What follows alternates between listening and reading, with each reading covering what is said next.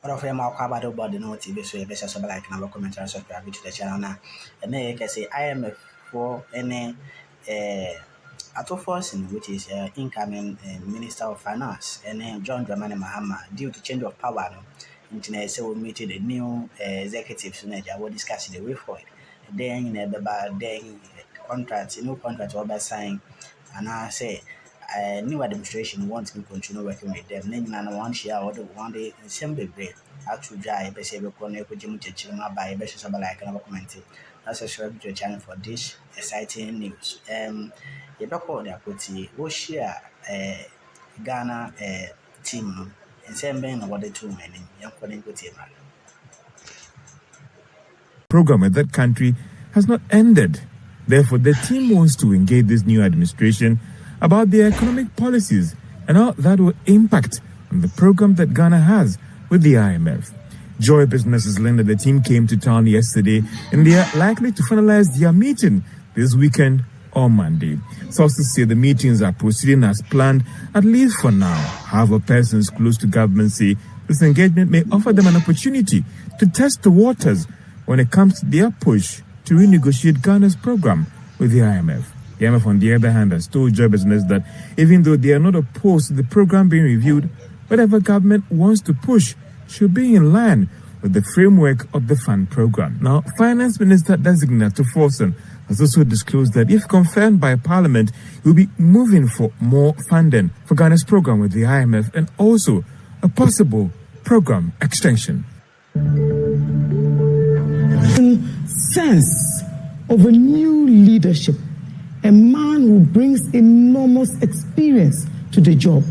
I believe that a lot has actually been said already about President John Dramani Mahama's experience. A lot has also been said about this overwhelming endorsement, which clearly communicated also an outright repudiation, a total rejection, a referendum on the NPP administration led by President Adodankwa Akufo-Addo, and every single Ghanaian, at least majority of us, were telling them in very clear terms that this is not the governance that we were expecting. And that 8 years down the line, we thank you for at least putting yourself up to serve us. But no thank you. And certainly no thank you to your handpicked successor, former Vice President, Dr. Mahmoud Bawumia. I am certain that God continues to work in the affairs of man. I believe that at this moment, we cannot but all be agreed, let's be ardent, that the raison d'etre for which new leaders are elected to serve us is because we want something refreshing. You know, there's very few things that we can all, literally, there are few things we've never seen before. You know, everything we see now is actually a reinvention of what exists. It's actually innovations on what we already have. Look at the choreography. Look at the production. You can see that everything was intentional. Funny that Mr. Mahama's attire, his apparel, the agbada, has become such a huge sense of a rallying call for all of us. It symbolizes our hope. It symbolizes our aspirations. And when you actually walk into President Mahama's home, these symbols are actually on a wall in that house. I'm sure that many people have not noticed that he actually lives by the emblems and the symbolism of these Edinkra signs that we have. And when you look at his cufflinks, that's another thing that he wears all the time. They are actually all carved in these symbols. The beauty about the outfit is that it was curated to reflect a man of deep introspection. You know, if you know President Mahama personally, and I'm delighted that Professor Kweku Asari mentioned that he had actually sent him a memo, and every time he sends these memos, he'll copy me in them. And you'll be surprised that you'll walk in and Mr. Mahama is waiting to have a conversation about something that he received from Prof. and the viability or otherwise of it.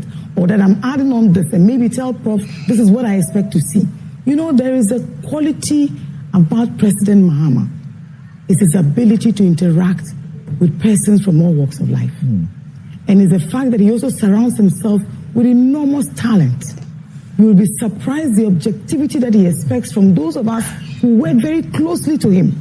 And this is one individual that if you were to walk in on the morning when President Mahama is wearing something, and then you look at it and you say, no, maybe we should do something else. Sometimes he will even ask you, so we're going here, what do you think I should wear? You know, this is a man of enormous thoughtfulness. I am delighted that God also granted him a second opportunity, another window to step onto this seat of government. And let's see just how differently he intends to lead this country this time. Ghanaians want leaders who come in to serve them. Ghanaians want leaders who exhibit compassion. Ghanaians want to see a leader who also exhibits a sense of sensitivity to what they expect. But let's look also at the goodwill that heralded this new dawn.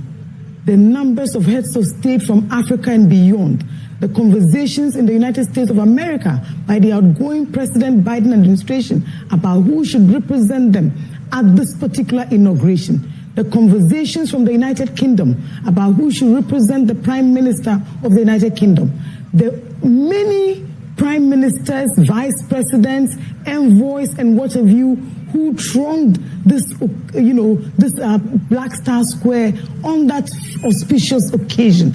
And the beauty about it was the resplendence, the reflection of our Ghanaian aspirations, how the symbol of, a belief in a better time for you, that was actually encapsulated and beautifully reflected on Mr. Mahama's attire, actually spoke volumes. It's the presence of his wife, the First Lady, Her Excellency, Madame Lodina Dramani Mahama, their lovely children who were all there now, all adult children, and indeed, the patriotism, the nationalism. And I love how President Mahama landed. He said that this beautiful country of ours is open once more for business. Note that in the 4 thematic areas that he spoke to, the first thing was to do with the fact that we ought to re-look at our microeconomic issues, an economic restoration, not an economic reset only, but an entire restoration of what the economy needs. A presidential office whose budget approved by Parliament is in excess of 2 billion Ghana cedis. It's against the poor Ghanaian citizen who elected them into office. A large-sized government of well over 120 ministers and other appointees and counting. A system that actually rewarded just about anybody and everybody, save the people who elected them into office. On this particular auspicious occasion, we had talent like no other. And when I speak to the talent that the NDC has, there is a certain legacy that President Mahama will be leaving our democracy. It is in the numbers of young people that his whole time in politics has also inspired. Note the numbers of volunteers, the many youth, the many women, and this campaign actually was powered by the women and the young men of our great party. And look at the map of the election. There is no region in Ghana where the NDC did not receive support. Beyond our backbones that are largely our own territories, look at the others too. The Western region is a new entrant where we won the majority of seats. The Central region, the most progressive thing that has happened in the last few years is the fact that for the very first time, Ghana has elected and sworn into office a female vice president of the Republic of Ghana. And you see, this is not just tokenism. This is a woman of many firsts, and I call her Nana Sipe.